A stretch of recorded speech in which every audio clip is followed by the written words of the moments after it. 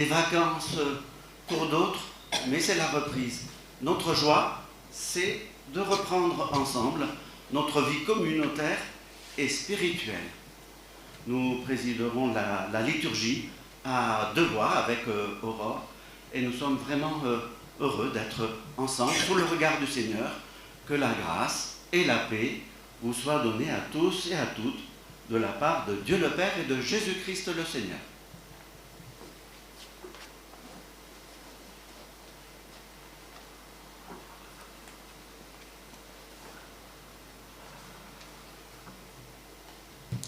Bonjour à tous. Et oui, c'est la rentrée. On se retrouve après un mois de break. Il s'en passe des choses en un mois. Alors, un mois de vacances, on imagine pour certains, c'était synonyme de dépaysement, de vacances, de changement de rythme, manger quand on veut, fini les horaires fixes et les contraintes. Oui, les vacances, ça doit forcément être cool, reposant, différent. Et pourtant, certains ont traversé une période plutôt difficile. On imagine facilement l'isolement plus net des personnes déjà isolées, le deuil, la maladie, les conditions de vie difficiles pour les mal logés, etc., etc. Alors oui, pour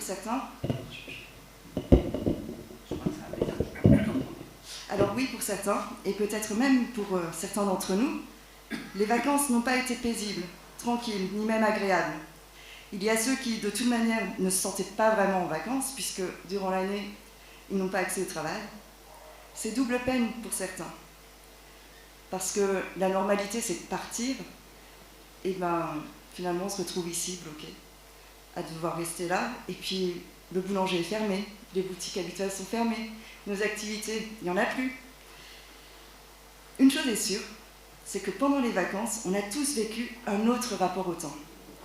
Et peut-être avons-nous eu l'occasion de percevoir les choses autrement, voir les choses autrement.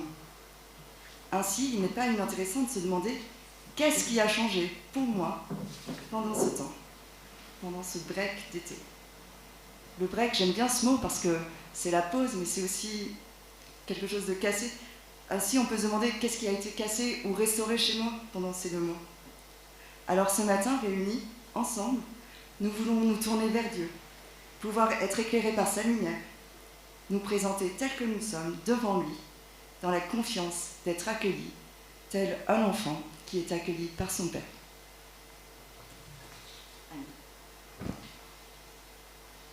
Et aujourd'hui, c'est le premier jour de la semaine. Ainsi, Jean 14, verset 27, il est dit « Le premier jour de la semaine, Jésus vint. Il se tint au milieu des disciples et il leur dit « La paix soit avec vous. » Aujourd'hui encore, le Seigneur vient parmi nous. Il se tient au milieu de nous. Et il nous dit « La paix soit avec vous. C'est la paix que je vous laisse, c'est ma paix que je vous donne. Je ne vous donne pas la paix à la manière du monde, ne soyez pas inquiets, ne soyez pas effrayés. La paix soit avec vous. » Quel cadeau merveilleux de recevoir cette paix divine. Et ce matin, nous voulons dire merci. Louer Dieu, le célébrer. Et c'est ce que je vous invite à faire avec le chant 237. Venez le célébrer.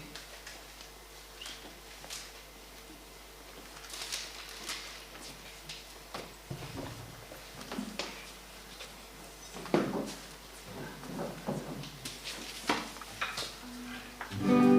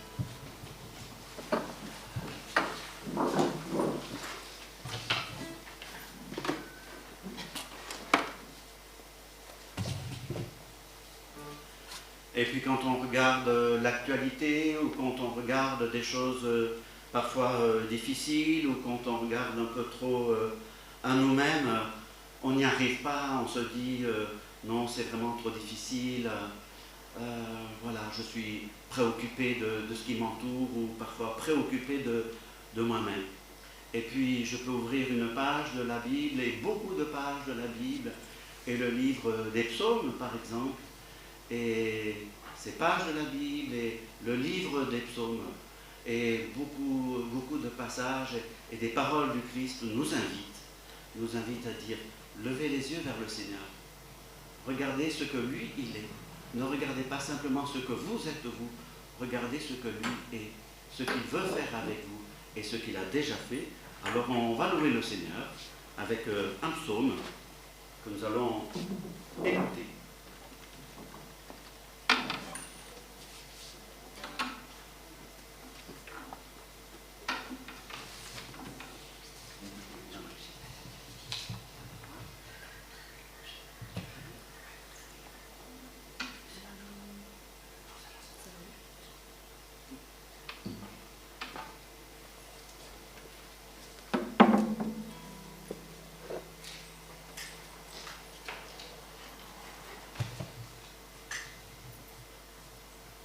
Psaume 138, psaume de David.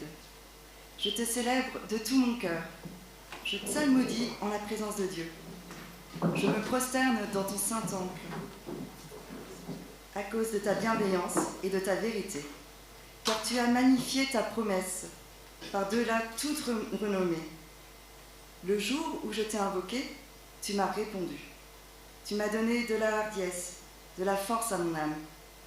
Tous les rois de la terre te célébreront, Éternel.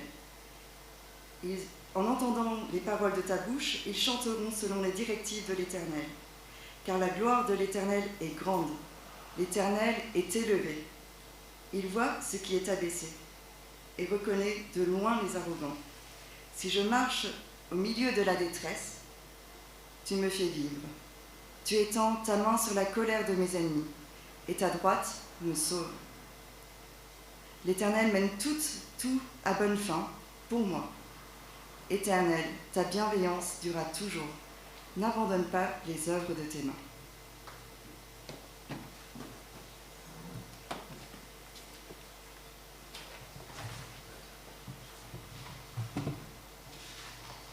Je vous invite à un temps de prière. Oui, notre Dieu, notre Père, merci pour toutes ces paroles dans les psaumes qui nous invitent à suivre cette confiance. Toutes ces paroles dans les psaumes qui nous invitent à déposer devant toi nos vies, nos soucis, ce que nous sommes, ce que nous aimerions être, ce que nous ne sommes pas, et à vivre tout cela dans la confiance. Aujourd'hui, les uns par les autres, les uns avec les autres, et par l'immensité de ta grâce, nous venons te dire, oui Seigneur, nous sommes là pour apprendre à te faire confiance dans nos vies, telles qu'elles sont, et non pas telles que nous aimerions qu'elles soient forcément, telles que nous sommes, avec nos vies. Nous déposons cela au pied de ton immense amour. Nous te rendons grâce, Seigneur. C'est un privilège trop grand, trop énorme pour nous de savoir que tu as donné ta vie pour nous, de savoir que tu as fait cela avec tant d'amour, avec tant de bienveillance. Oui, dans la suite des psaumes, dans la suite de ce que tu nous as dit quand tu étais sur terre, dans la suite de l'histoire de l'Église. Oui, nous te bénissons, nous te rendons grâce, Seigneur. Amen.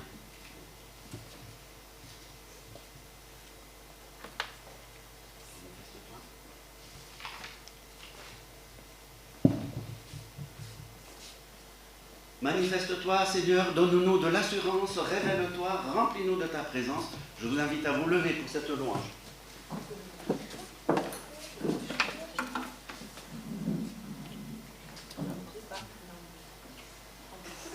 Ça va?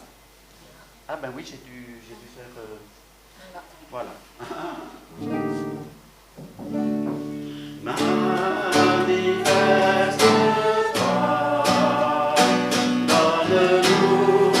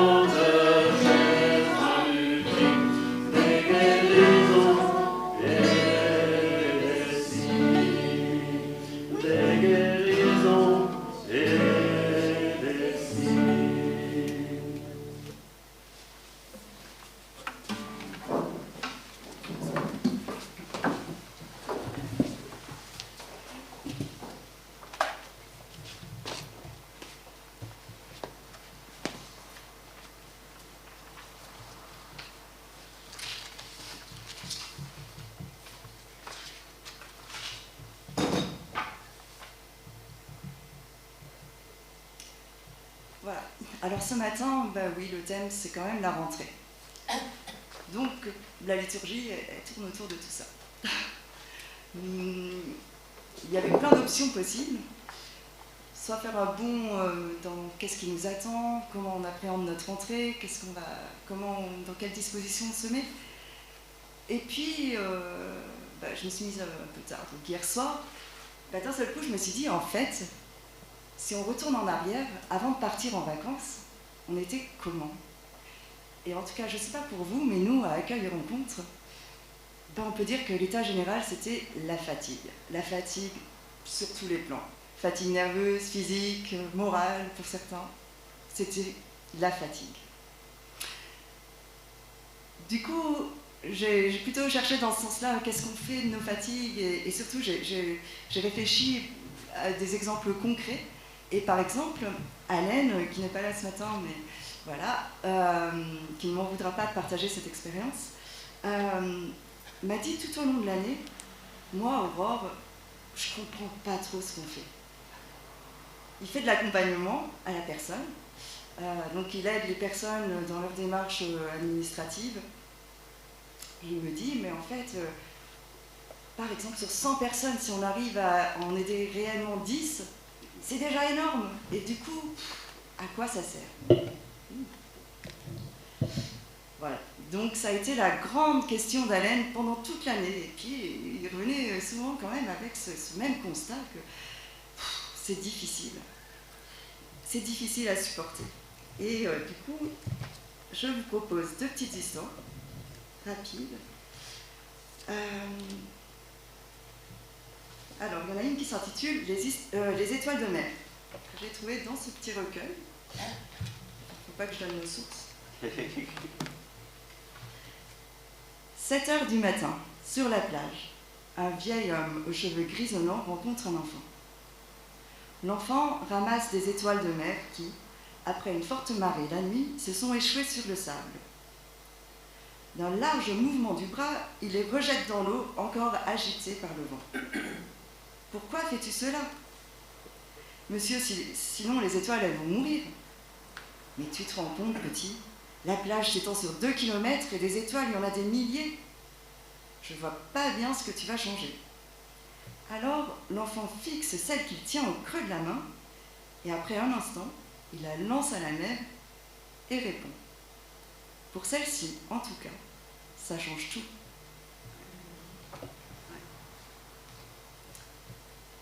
Et oui, on peut se poser ces questions. Pourquoi on fait ça et ressentir du découragement. Et donc, je vous propose une deuxième histoire. Et celle-là, elle s'intitule Semelles, souliers et pieds nus. Je me suis demandé un peu ce que c'était. C'est un auteur chrétien qui a écrit « Si un homme marche continuellement avec la même paire de souliers, elles s'usent, elles deviennent inutilisables. Mais s'il marche pieds nus, la plante de ses pieds ne s'use jamais. Elle se renouvelle constamment et même se fortifie. S'il en est ainsi, c'est parce qu'il n'y a aucune vie dans les semelles des souliers. Alors que dans la plante des pieds, ou la plante des pieds, c'est une chose vivante. Les fatigues, les peines, les ennuis de chaque jour usent et détruisent l'âme qui n'a pas reçu la vie en Jésus-Christ. Mais celle qui est en lui, ayant reçu la vie, se renouvelle de jour en jour. Et je fais un petit lien avec Ésaïe, le livre d'Ésaïe au chapitre 40, le verset 31. « Mais ceux qui se confient en l'Éternel renouvellent leur force. Ils prennent leur envol comme des aigles. Ils courent et ne se lassent point. Ils marchent et ne se fatiguent pas.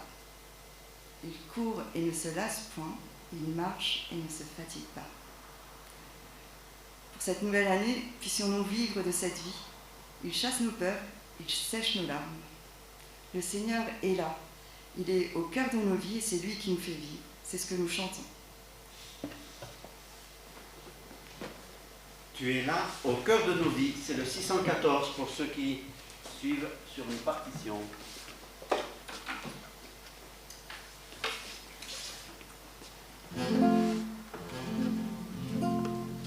Tu es là, au cœur de nos vies, et c'est toi qui nous fais vivre.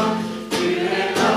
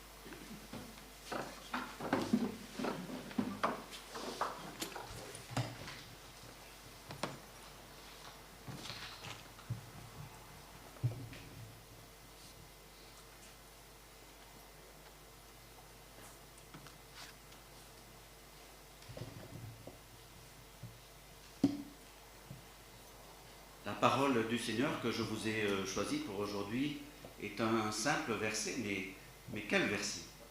Et ensuite, je vous proposerai une histoire, une narration tirée de quelqu'un que vous connaissez, certains d'entre vous, qui s'appelle Daniel Bourg. C'est Jésus qui parle et qui dit: toi, quand tu pries, entre dans ta chambre, ferme ta porte et prie ton Père qui est dans le lieu secret, et ton Père qui voit dans le secret te le rendra. Je relis ce verset. Toi, quand tu pries, entre dans ta chambre, ferme ta porte et prie ton Père qui est dans le secret. Et ton Père qui voit dans le secret te le rendra.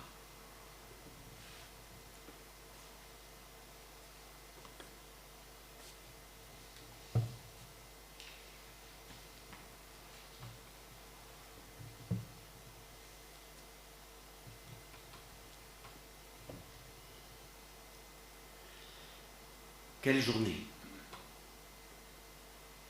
Il y en a bien longtemps que je n'en ai pas vécu de pareil. Tout compte fait, aussi loin que je me souvienne, cela ne m'est jamais arrivé. J'ai entendu beaucoup de rabbins dans ma longue vie. J'ai entendu beaucoup d'hommes de Dieu. Mais aucun ne m'a bouleversé autant que ce Jésus de Nazareth. J'ai longtemps hésité ce matin avant de rejoindre la foule sur la montagne à cause de mon âge et à cause de la distance. Mais je ne le regrette pas. Me voilà maintenant sur le chemin du retour et je me réjouis de ce que le chemin soit long. Cela va me donner le temps de méditer ce que nous a dit Jésus. Ah, certes, il a dit beaucoup de choses pour mon pauvre cœur, lent à comprendre les paroles profondes. Mais vraiment, ces paroles les paroles de Jésus étaient profondes et magnifiques. Elles étaient belles et fortes en même temps. Je les ai engrangées dans mon cœur. Elles me reviendront certainement dans les prochains jours, petit à petit. Je crois qu'elles commencent à se graver même dans ma mémoire. En tous les cas, ce que je ne pourrais pas oublier, et ce qui remplit mon cœur d'émotion, c'est ce qu'il nous a dit sur Dieu. Il a dit « Votre Père », en s'adressant à nous tous. Ces seuls mots ont suffi pour que mon cœur soit intrigué ou que mon cœur s'ouvre. Cette manière de parler de Dieu m'a interpellé. C'est très rare qu'on parle de Dieu comme ça dans notre pays et dans nos synagogues. Pourtant, je crois qu'il a dit quelque chose d'un peu incroyable. Et quand je le médite ça, depuis que j'ai commencé mon chemin de retour, je crois que quelque chose dans mon cœur me dit qu'il y a quelque chose d'incroyable. Il a dit, tout d'abord, il a dit « votre Père ». Mais ensuite, il a dit « ton Père ». Ton Père, comme s'il me parlait à moi directement. J'ai reçu ces mots en plein cœur. Dieu, mon Père à moi, moi qui suis un pauvre misérable. C'est étonnant, mais c'est rentré en moi comme une douce flamme. Jamais mon cœur n'a brûlé comme il brûle maintenant avec une telle douceur. Dieu, mon Père. Je ne cesse de répéter ces mots dans mon cœur comme on ajoute du bois pour entretenir la flamme dans le feu. Ton Père, c'est beau. Et que c'était beau de l'avoir reçu de la bouche même de Jésus. Cela sonnait tellement vrai dans sa bouche à lui, comme si il nous ouvrait son cœur en disant cela. Si tu veux prier, a-t-il dit. J'avais l'impression vraiment qu'il s'adressait à moi seul. Il a dit, va dans ta chambre. Et ton Père est là, secrètement, dans ma chambre. Oui, il nous pousse à l'humilité, à la discrétion. Il n'a pas dit dans le salon, ou il n'a pas dit sur les places publiques, dans ta chambre. Toi, avec Dieu, avec ton Père. Et ça me revient que presque à la fin de son sermon, il a dit, après avoir dit votre Père, après avoir dit ton Père, il a dit mon Père qui est dans les cieux. Heureusement qu'il ne l'a dit qu'à la fin, parce que s'il l'avait dit au début, je crois que j'aurais été tellement choqué, je me serais dit mais pour qui il se prend celui-là? Je l'aurais considéré comme un orgueilleux et même comme un blasphémateur. Oh, je n'aurais pas ramassé de cailloux pour le lapider, mais je serais parti, oui, je vous le dis, je serais parti. J'aurais quitté la foule pour rentrer chez moi. Mais je n'étais pas le seul à réagir comme ça, parce que personne n'a ramassé de cailloux. Et pourtant, c'était un blasphème, presque. Tous avaient l'air aussi bouleversés que moi. Je me suis en fait senti honoré en apprenant que Dieu est mon Père. Et finalement, Jésus nous a honorés sans nous flatter, sans rien d'exagéré. Et tout au long, il a parlé avec un amour étonnant, comme personne ne sait parler.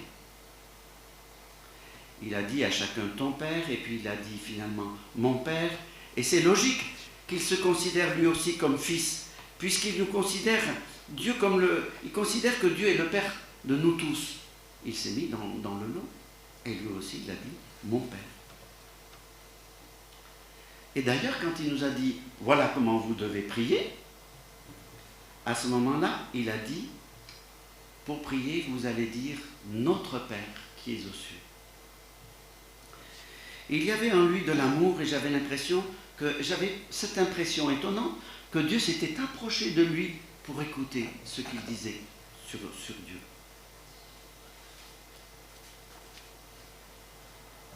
Et maintenant me voilà en train de rentrer chez moi. Quelle journée!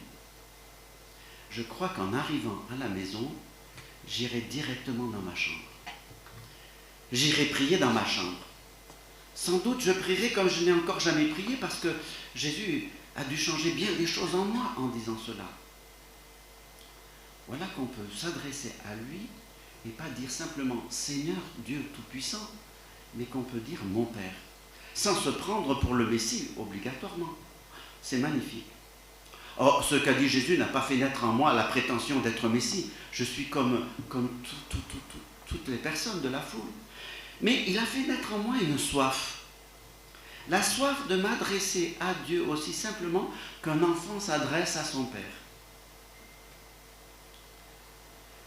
Mais est-ce que je vais y arriver? Est-ce que je vais y arriver à dire à Dieu mon Père? Je ne sais pas. J'ai envie d'y arriver. Dans mon cœur, c'est presque fait. Est-ce que mes lèvres vont arriver à dire un truc comme ça? Je crois que je vais le dire, mais tout doucement. Les autres ne m'entendront pas. Ça sera dans ma chambre et ça sera peut-être juste chuchoté. Mais lui, il m'entendra, c'est sûr. Seigneur, quelle est cette flamme qui brûle dans mon cœur? Mon Père, je ne le savais pas, mais voilà que je te découvre vraiment. À l'âge que j'ai, mais Jésus me pousse à te prier. Jusqu'à ce jour, je ne savais pas, mais tu es donc mon Père, c'est donc vrai. Je sens monter en moi une joie que je ne connaissais pas. Une joie pas comme les autres, pas un plaisir, une joie. Du plus profond de mon âme. Je dirais oui, tu es mon Père et je suis ton Fils. Tu es le Dieu du ciel et de la terre. Tu es toujours le même, cela n'a pas changé. Ce qui a changé, c'est que tout en étant le Dieu du ciel et de la terre, l'infiniment grand, tu es en même temps mon Père comme tu l'es pour chacun de nous, et je te sens si proche. En disant cela, je sens une sorte de flot en moi qui se libère, comme une parole qui coule comme une rivière. C'est donc que tu m'aimes comme un père aime son enfant. David l'avait bien dit dans un psaume. Mais cela prend une saveur nouvelle. J'avais prié avec les autres à la synagogue, j'avais prié comme un père a compassion de ses enfants, le Seigneur a compassion de ceux qui le craignent. Je savais même, c'était le psaume 103. C'est vrai, mais maintenant cela prend dans mon cœur la saveur du lait et du miel. Car maintenant, moi, je peux te le dire tout seul, en m'adressant directement à toi, de tout mon cœur, sans hésitation. Comme le Père que tu es, tu as compassion. de tes enfants. Tu as compassion de ceux qui te craignent. Tu sais de quoi nous sommes formés. Tu te souviens que nous ne sommes que poussière. Et cette poussière, tu l'as prise dans tes mains, tu nous as façonnés. Tu m'as façonné moi aussi, et je suis sorti de tes mains. À mon Père, tu m'as donné la vie. C'est de toi que j'ai reçu la vie. Tu es véritablement mon Père, depuis le premier jour. Mais c'est seulement aujourd'hui et grâce à Jésus que je te connais maintenant. Je me souviens aussi que dans un autre psaume, David s'était permis de dire « Je t'aime, Seigneur ». Qu'une fois dans les psaumes, je savais que c'était le psaume 18. Et bien maintenant, après ce que Jésus nous a dit, je me permets de te dire « Je le dirai en chuchotant, je t'aime, mon Père ». Ah Seigneur, pardonne-moi, je n'en peux plus, je ne vois plus le chemin, parce que mes yeux sont remplis de larmes, de ces larmes douces, comme je n'en ai jamais versé. Pardonne-moi, ces larmes douces qui me viennent, elles ont la douceur de la voix de Jésus. Si je te parle comme je le fais, c'est grâce à lui. Lui qui est ton fils également. Il a l'air de te connaître comme s'il te connaissait depuis toujours. Il avait l'air de savoir depuis toujours qu'il est ton fils, comme nous le sommes également. Mais lui, encore plus que nous, me semble-t-il. C'est curieux. Mon Père, je ne te le dirai pas trop pour ne pas abuser, mais quand même, il est bon pour moi de te le dire encore. Je t'aime, mon Père. Oh, je t'aime d'un amour bien pauvre. Mais ton amour de Père est si grand que je pressens combien tu m'acceptes comme je suis. Alors oui, mon Père, veuille accueillir maintenant ma prière, la prière de ton enfant, et me garder toujours dans ton cœur de Père, toi qui es béni pour les siècles des siècles. Amen.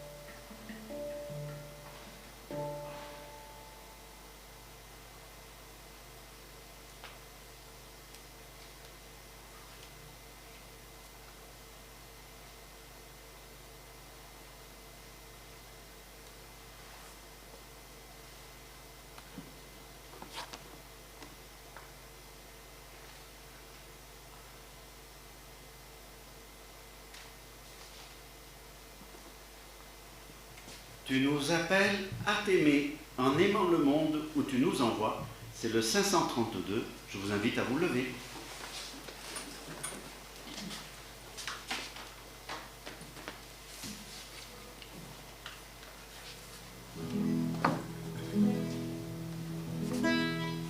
Le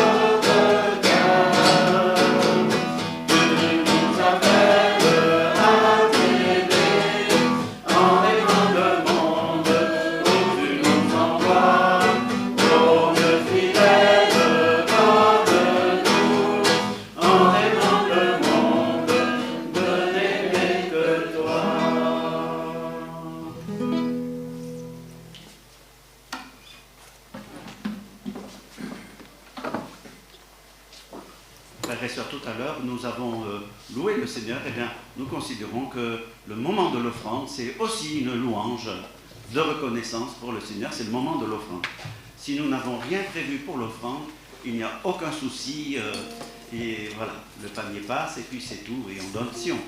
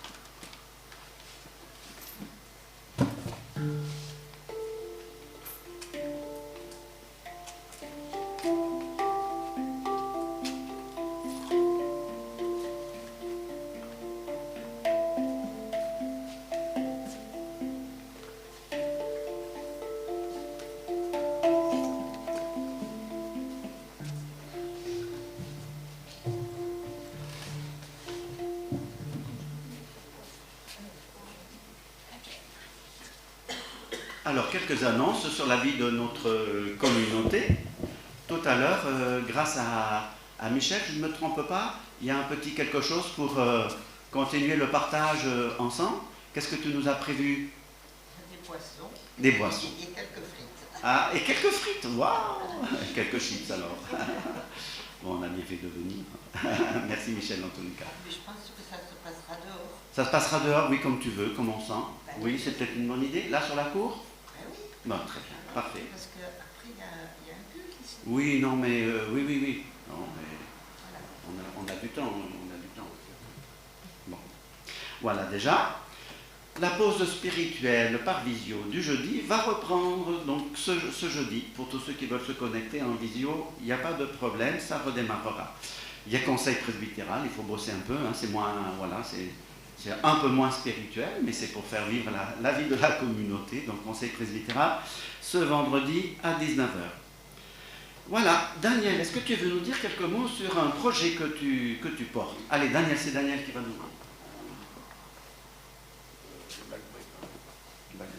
Le cœur plus fort. La Bible m'a toujours paru un livre bizarre, étrange, incompréhensible. Pourtant, il y a des trucs là-dedans. Donc ça fait des années, 20-30 ans que dans mon coin, je réfléchis sur un certain nombre de sujets qui me préoccupent et je trouve dans la Bible peut-être pas des réponses, mais certainement des interrogations. C'est ce que je vous présente lorsqu'il m'est donné le privilège de présider un culte. C'est toujours un peu formel, un peu rapide, parfois un peu dense. Donc je me propose, si ça vous convient, de reprendre ça sous forme d'un cycle de visio, puisque maintenant on a l'entraînement pour faire ce genre d'opération, où j'envisage de reprendre dans un certain ordre ces différentes interventions, où là on pourra prendre un peu plus de temps, vous pourrez m'interrompre, vous pourrez poser des questions, et vous verrez que vraiment il y a plein de choses étranges et que c'est très très intéressant. Étrange et intéressant. Bon, ben voilà. Tu as dit le jour? Ah, je ne connais pas le jour par cœur. Ça sera un mercredi. Mercredi 21. Mercredi 21 à 19h30. Voilà, ça sera en visio. Vous recevrez le lien vous permettant de vous connecter. Dans les dates à réserver aussi, il y aura, voilà, c'est un événement qui prend une dimension un petit peu différente de d'habitude. Une donc rencontre interreligieuse, surtout islamo-chrétienne. Donc ça sera le dimanche 25, après le culte, après la messe, voilà, pour laisser chacun là où il veut être. Et donc on se retrouve pour un pique-nique tiré des sacs, le dimanche, je crois que c'est le 25, Voilà, et donc on a invité un imam qui est réputé à Marseille, qui s'appelle Souiki, Abdesalam Souiki, et qui parlera des enjeux de l'interreligieux voilà, en France. Et son intervention devrait durer une demi-heure pendant le café, et après on aura une bonne demi-heure pour lui poser des questions aussi et échanger entre nous. Voilà. Donc, ça sera dimanche. Bienvenue à tous ceux d'entre vous qui sont là, qui nous ont rejoints. Un peu, voilà, la sœur de Marie-Claude, son mari, une grande amie, son mari aussi. Bienvenue à vous. Voilà. On espère que ça ne vous paraissait pas trop bizarre, ce qu'on a vécu. On verra bien, voilà. Bienvenue à David qui nous rejoint, c'est pas la première fois du tout. À Aline qui nous fait, oh là là, un instrument de musique extraordinaire et très apaisant. Hein. Moi j'adore, hein. Du hang. Toi aussi. Du hang, voilà. Ça s'écrit avec un H, hang. Voilà. Bon, c'est quand même pas banal. Hein. Est-ce que vous aviez déjà entendu un hang? Moi j'avais entendu que ici. C'est un instrument asiatique qui est fabriqué en Suisse. Et apparemment, il n'y en a pas beaucoup qui sont fabriqués. C'est plutôt rare. Hein. C'est un instrument qui est récent, voilà. Il y a 45 ans. Jean-François Zigel en avait fait la présentation de ses émissions. Ah d'accord. Donc il y en a qui ont entendu parler. Et ben, dans mon petit patelin de Colmar-les-Alpes, il y a une dame qui faisait des démonstrations, mais alors d'un angle beaucoup plus petit, et qui proposait des leçons d'apprentissage pour savoir se servir, parce qu'elle en fabriquait et elle les vendait. Et c'est un village où l'hiver, il y a 50 personnes. Hein. L'été, c'est autre chose. Voilà, donc tu vois, tu es même connu dans mon petit patelin des Alpes. Sinon, il y a une chose que le Conseil presbytéral a décidé l'année dernière et voilà, et qu'on va mettre en route incessamment sous peu. C'est une idée forte proposée par Magali.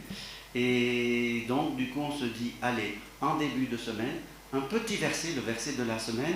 Et Magali disait, un verset d'encouragement. Alors, bon, beaucoup de versets peuvent nous encourager, il y a le choix. Donc, un petit verset en début de semaine d'encouragement, peut-être avec une toute petite phrase de commentaire éventuellement, c'est pas sûr. Et voilà, on va vous proposer un petit SMS d'encouragement une fois par semaine, autant que possible, le lundi ou le mardi. Voilà, donc on vous en dira plus voilà, dans le prochain mail paroissial, je vous tiendrai un peu au courant, comment ça va se passer. Est-ce qu'il y a des nouvelles des uns et des autres? Est-ce qu'il y en a qui ont des nouvelles, qui veulent partager? Pas d'opération. Il n'y a que ça. Si on commence à dire les petites misères, il y en a beaucoup, mais quand même, on peut les dire. On a tous les salutations de André Roche, que j'ai eu au téléphone récemment, qui se porte au mieux possible à son âge des 98-19. Donc, mais heureusement, elle lit. La lecture lui intéresse encore et lui permet d'assumer sa solitude. Et quand il y a des appels ou des visites, elle est bien sûr ravie. Merci beaucoup. Les Anitiello m'ont répondu hier. Donc ils sont encore dans un cycle d'opération, même récemment là, et je crois une qui vient. Mais Suzanne m'a dit qu'elle tenait le coup quand même. Voilà. Mais je crois que c'est encore une période de danse pour elle. Pour ceux qui l'ont connue, nous étions hier avec Aline à un culte d'action de grâce pour la mort de Jacques Turé. Certains sans doute le connaissez. Jacques Turé a 70 ans, il est mort à la suite d'une longue maladie du cerveau. C'était un culte au temple de Provence. Merci. Oui, il y a quand même une annonce que je n'ai pas encore faite. C'est que si certains d'entre vous, alors je sais que c'est rarement le cas quand on est dans la vie active, si certains d'entre vous étaient tentés par cela, avec Aurore, mais avec d'autres, on est avec Nirine aussi et Wendy, on aimerait vous proposer un temps de partage le jeudi en début d'après-midi, grosso modo 14h30, et à la fois un temps de prière pour ceux qui ont demandé le soutien dans la prière, ou de prière les uns pour les autres, ou de prière pour la paroisse, pour notre mission commune. Voilà. Et puis on s'est dit, tant qu'à y être, si certains veulent rester, et on répéterait dans la mesure du possible les cantiques du dimanche suivant, parce que voilà, peut-être que là vous avez entendu que si on avait répété une fois ou deux, ça aurait été encore mieux. Ça aurait été mieux. Voilà, donc si possible, répéter des cantiques. Et voilà, c'est une proposition qu'on veut vous faire. Et puis du coup, comme on a fait le culte à deux voix avec Aurore, peut-être aussi se partager tel ou tel texte. Enfin voilà, un temps pour ceux qui sont disponibles un jeudi après-midi, je sais que c'est pas beaucoup. Et plus tard, ensuite, Aurore vous proposera à ceux qui voudront de venir partager un petit quelque chose dès le repas de midi. Mais ça sera la semaine suivante, je crois. Il y a quelque chose à dire de plus? Non. Ça sera un repas ouvert à tous ceux qui voudront très très largement. Voilà, voilà. Wendy sera opérée des genoux une deuxième fois à la fin du mois d'août. Donc on pense à elle. Hein? À la fin du mois de septembre. Je suis encore un peu en vacances alors. Marie-Laure, t'es restée combien de temps en centre de convalescence? Convalescence, c'était pas ça, mais je suis restée donc 2 mois et 3 semaines. 2 mois et 3 semaines. Voilà. Bon, eh bien dis donc. On traitait la douleur. Voilà. Et ça a été plutôt efficace? Oui, mais j'étais trop malade. Trop malade. Ben oui, c'est pas pour rien que tu y étais. Hein. À beaucoup de fentanyl, je Bon. 3 fois plus puissant que Bon. la morphine. T'as dû être contente de retourner chez toi quand même, j'imagine. J'ai eu plein de soucis en revenant chez moi. Ah oui, bon. Quand on revient chez soi, les soucis reviennent aussi. Bon. J'étais contente parce que c'était vraiment un changement de paysage. Et de tout. Voilà. Ah, ça fait du bien quand même, une coupure. Bon. Voilà, mais très actif. Eh bien, merci à tous pour ce partage. S'il y a d'autres nouvelles, ben, vous les direz à la sortie, si vous voulez. Je te laisse la suite.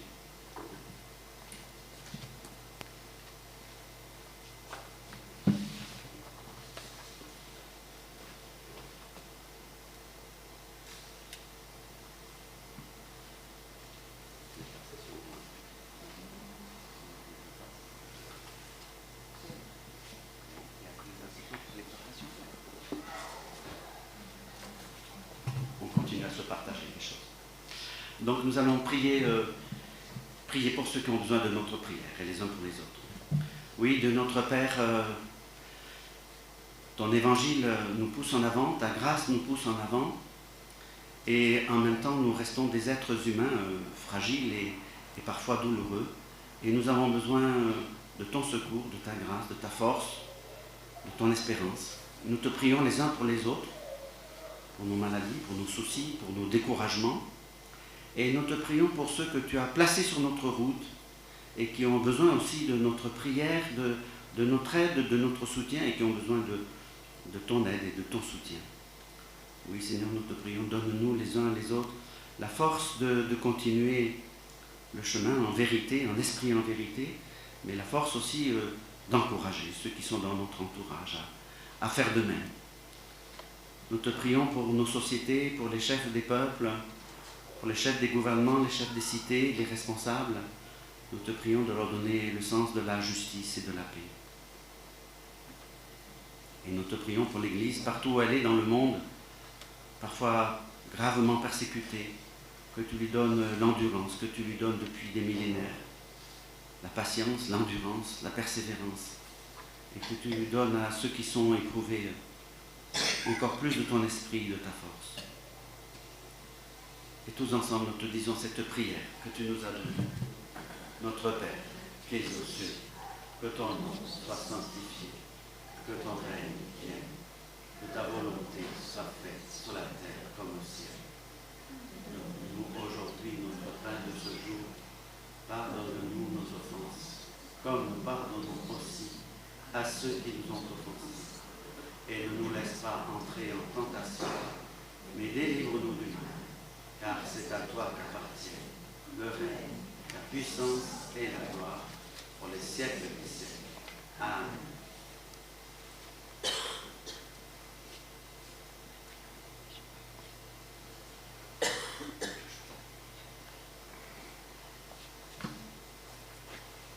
Voici, dit le Seigneur, je sais que la route est dure, je sais que votre chemin est rocailleux, mais ce chemin, votre chemin, c'est celui que je vous demande de poursuivre.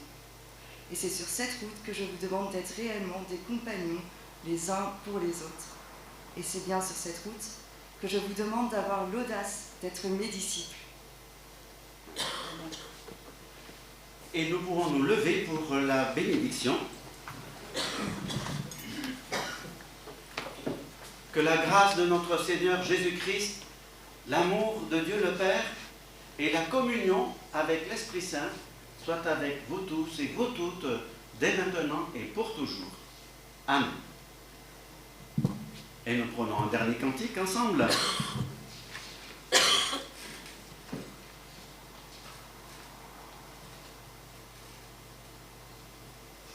C'est lequel?